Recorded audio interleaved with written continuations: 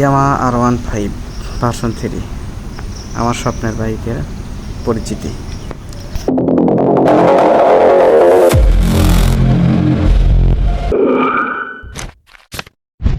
আসসালামু আলাইকুম বন্ধুরা, কেমন আছেন সবাই? আজকের ভিডিওতে আমি আপনাদের সঙ্গে পরিচয় করিয়ে দেব আমার অনেক পছন্দের একটি bike Yamaha R15 version 3।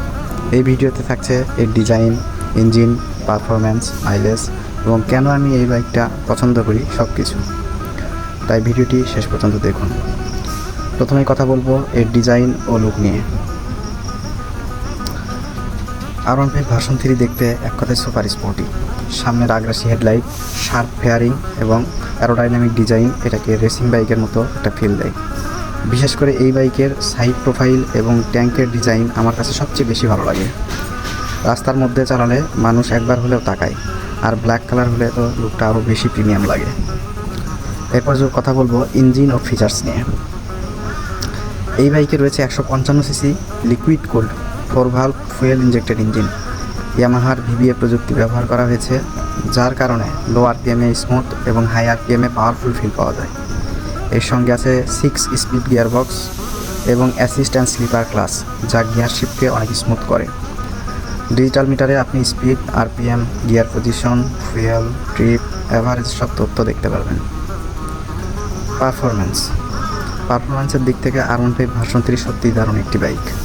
Acceleration খুব দ্রুত, বিশেষ করে 6 থেকে 7000 আরপিএমের পর বাইকটা অন্যরকম টান দেয়। হাইওয়েতে 80 থেকে 120 কিলোমিটার স্পিডে বাইকটি অনেক স্টেবল লাগে। কর্নারিংয়ের সময় বাইকটা খুব কনফিডেন্ট দেয়, কারণ এর ডেল্টা বক্স চেসিস অনেক ব্যালেন্সড। তবে একটি বিষয় বলতেই হবে, এর রাইডিং পজিশন একটু স্পোর্টি। নতুন রাইডারদের প্রথম দিকে হাতে বা কোমরে চাপ লাগতে পারে, কিন্তু স্পোর্টস বাইকের ফিল চাইলে এটা একদম পারফেক্ট। এরপর আসি এর মাইলেজ নিয়ে।